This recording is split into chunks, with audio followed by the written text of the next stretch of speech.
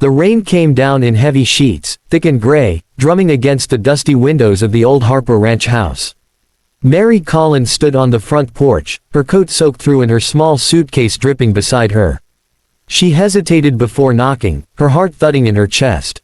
The ad she'd read in the Abilene paper had been simple enough: cook needed for widower with infant. Room, board, and pay included. But she hadn't expected to be trembling this much when she finally arrived. She brushed her wet hair from her face and took a deep breath before knocking. The sound echoed, swallowed by the storm. For a long moment, nothing happened. Then the door opened. A man stood in the doorway, tall, broad-shouldered, with a tired, stubbled face and eyes that carried the weight of someone who'd been grieving too long. In his arms, a baby squirmed and wailed, red-faced and restless. The smell of cold air and wood smoke drifted from the house behind him. Mary swallowed hard. "Good evening, sir. I'm here about the position you advertised. The cook." He looked her up and down, not unkindly but with the frankness of someone who had long since stopped caring about manners.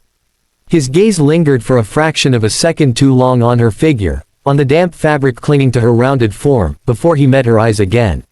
"You're late," he said, his voice gravelly. "I missed the coach from Abilene," she replied quickly, her voice trembling. "It broke down in the rain, and I had to walk the last few miles." He didn't say anything right away. The baby let out another sharp cry, and he shifted the child in his arms, clearly uncomfortable. The man's hand was large but awkward as he tried to soothe the baby's back. Mary instinctively stepped forward. "May I?" she asked softly, holding out her arms. He frowned, uncertain, but handed the baby over anyway. The infant's small body trembled against her as she cradled him close, her voice slipping into a low, soothing hum. She rocked him gently, the rhythm steady and instinctive. Within moments, the baby's cries softened to whimpers, then to steady, sleepy breaths. The man watched, silent and almost disbelieving. He never quiets that fast," he murmured. Mary smiled faintly, glancing down at the child nestled against her chest. "Sometimes babies just need to be held by someone soft," she said. His brow furrowed at her words, but there was no mockery there, only a flicker of something he hadn't felt in a long while. He gestured for her to come inside. The house smelled of old wood and loneliness. The fire in the hearth burned low, casting a faint orange glow on the worn furniture. A single cradle sat near the fireplace, half covered by a rough blanket. "Sit down," he said gruffly. "You look like you'll fall over." Mary hesitated before perching on the edge of a wooden chair. The baby, Daniel, she would soon learn, shifted sleepily in her arms. She brushed a finger across his small cheek, feeling something ache deep inside her chest. "You've had children before?" the man asked, his tone cautious. Mary shook her head. "No, sir. My sister's, though. I helped raise 3 of hers after her husband passed." He nodded slowly, staring into the fire. "My name's John Harper. You can call me Mr. Harper. The baby's Daniel. He's 6 months old. I'm Mary Collins," she said softly. "I can cook, clean, and care for the child, if that's needed." "Everything's needed," he said. "The house hasn't run right since," his voice trailed off. He didn't finish the sentence, but he didn't need to. The grief was clear in the way his eyes stayed fixed on the flames. Mary looked down at Daniel again, feeling the weight of the silence stretch between them. She knew the look of loss, it was one she had worn herself, though for different reasons. Life had taken things from her too. Love, dignity, opportunity. She was 30, unmarried, and, in the cruel judgment of the world, not beautiful enough to be chosen for anything but hard work and quiet service. She took a breath and said quietly, "I know I'm not what most would call a fine lady, sir. But I can make a home warm again. I can cook a good meal, mend what's torn, and keep your baby fed and safe." John glanced at her then, and though he didn't say it, she saw it in his eyes, that he was thinking the same thing others always did. She wasn't slender or graceful. She wasn't the kind of woman men looked at twice. He said nothing, and that silence stung more than words. Mary's gaze dropped to the baby, who slept peacefully against her chest. Her voice wavered as she added, "No one wants a fat girl, sir, but I can nurse the baby." John blinked, startled. The quiet courage in her tone hit him like a weight. There was no self-pity there, only honesty. He studied her face, the faint flush on her cheeks, the way her eyes softened as she looked at his son, the gentleness in her touch. She didn't look away or shrink from his gaze. She simply held her ground, though her voice trembled slightly. The only sound for a long while was the rain against the windows and the slow, steady crackle of the fire. Finally, John exhaled, rubbing a hand across his tired face. "You can stay," he said simply.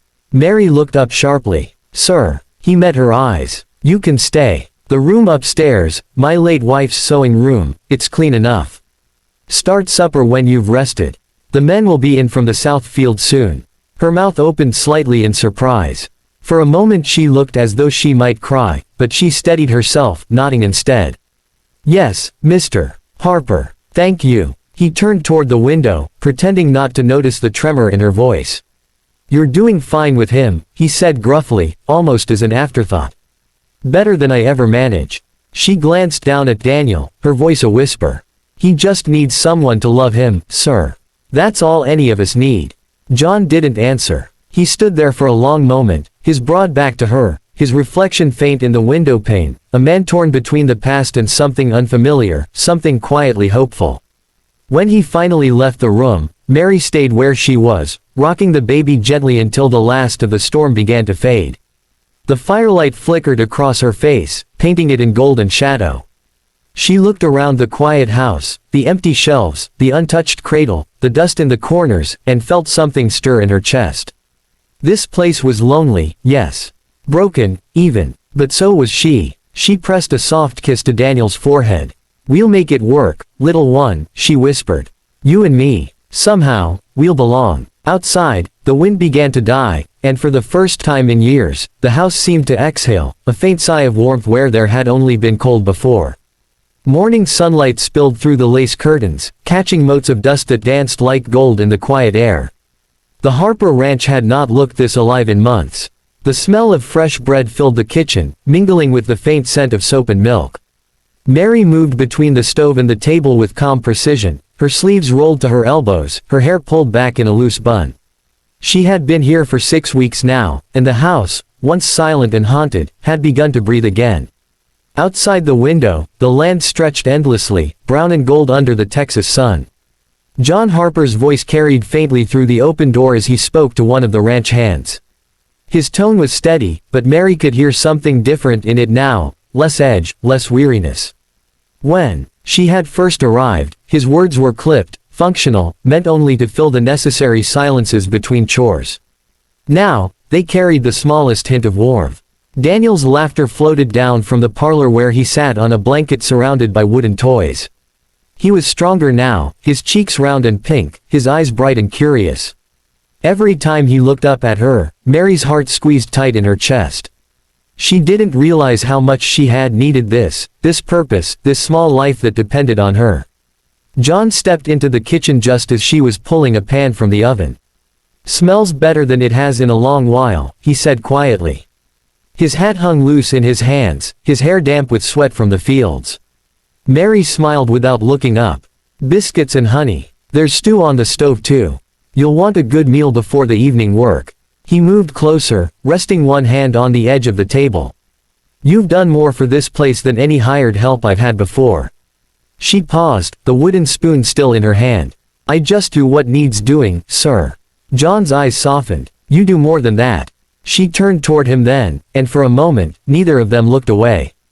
The firelight from the stove flickered between them, painting his features in soft orange glow. There was something in his gaze she couldn't quite name, something that made her pulse quicken before she turned back to her work. That evening, when the ranch hands had eaten and gone, and the fields outside had gone quiet, Mary carried Daniel out to the porch. The child nestled into her shoulder as she watched the horizon fade from gold to violet. The prairie wind tugged gently at her hair, and for once, the world felt still. John joined her not long after, leaning against the porch post. "He likes it out here," he said. Mary smiled. "He likes the sound of the wind. It's steady. Babies find comfort in steady things." He nodded, his eyes on the horizon. "Steady. That's you." She laughed softly. "I don't know about that. I just keep going because I must." John tilted his head slightly, watching her. "You said once that no one wanted you. That people didn't see you. Mary's hands stilled. She remembered saying it, the night she'd first arrived. She'd said it like someone telling a fact, not asking for pity. Slowly, she looked at him. It's true, she said. People see what they want to see. Some women are born with beauty. Others with usefulness. I've learned to be useful. He studied her face. And yet, you've changed this house just by being in it. She looked away toward the fields, her voice soft. I didn't change anything, Mr. Harper. I just cooked the meals and kept the baby fed. You brought warmth back, he said quietly. That's not something you can cook or clean into a place. Mary's throat tightened. She didn't know what to say. Compliments weren't something she was used to. Most men spoke to her about work, about chores, never about what she meant. Daniel stirred in her arms and reached toward John. The baby's tiny fingers brushed the edge of his shirt. John smiled, a rare, unguarded smile, and took the boy, settling him easily against his shoulder. The sight struck Mary more deeply than she expected. The man who had once stood cold and closed off now held his son with tenderness, and she couldn't help but feel that she'd been part of that change. You're a good father, she said quietly. He looked down at Daniel, then back at her. I wasn't. Not at first. I didn't know how to be one. I just blamed him for everything I lost. Mary nodded slowly. Grief doesn't always make sense. It changes how we see the ones still here. He looked at her for a long time, the wind ruffling the edge of his shirt. You talk like you've known loss. Yourself. She smiled faintly. I have. Not death, exactly. But dreams. I lost the life I thought I'd have. I thought I'd marry, have children. But life had other plans. You never married. She shook her head. No one ever asked. Some men looked, but none looked twice. John hesitated. Then they were fools. Her breath caught. She turned toward him, searching his face for a trace of jest, but there was none. His eyes were steady, his voice low but certain. You've got kindness most folks don't, he said. And strength, the kind that doesn't shout about itself. That's worth more than a pretty face. Her cheeks flushed hot. She tried to look away, but he stepped closer, closing the space between them until she could smell the faint scent of earth and sweat on his skin. Mr. Harper. John, he interrupted gently. If you're going to keep saving this place, you should call me John. She laughed softly, nerves fluttering in her chest. All right then, John. The sound of his name on her tongue made something stir inside him. He shifted Daniel carefully back into her arms, their fingers brushing in the exchange. Her skin was warm, and he didn't pull away. You healed more than the baby, he said. You healed me too. Mary looked down at Daniel, blinking fast. I didn't heal anything. I just stayed. John's voice deepened, rough around the edges. Then stay longer. Her eyes lifted to meet his. The porch creaked under their weight as the wind whispered through the grass. The moment hung there, fragile and real, the kind of moment that changes the shape of a life. I don't know if I belong here, she whispered. You already do. His hand came up, brushing a damp strand of hair from her face. You belong here as much as either of us. The baby giggled softly between them, breaking the heaviness with an innocent sound. They both laughed then, the tension easing. But beneath it, something new and unspoken had taken root. As the first stars appeared over the plains, Mary looked out across the land, wide, untamed, full of quiet promise, and felt something shift inside her. She had come here as a servant, nothing more. But now, as John stood beside her and Daniel curled against her chest, she realized she wasn't just filling a role. She was becoming part of something larger, something lasting. The loneliness she'd carried for years had begun to melt, replaced by something she hadn't dared to name, hope. When John finally reached for her hand, she didn't pull away. His fingers were rough and sure, hers soft and trembling, and together they stood beneath the wide Texas sky, silent but certain. For the first time in her life, Mary felt what it meant to be wanted, not for her work, not for her usefulness, but simply for herself. And as Daniel stirred in her arms, murmuring in his sleep, she pressed her cheek to his hair and whispered, "We're home now, little one. We're home."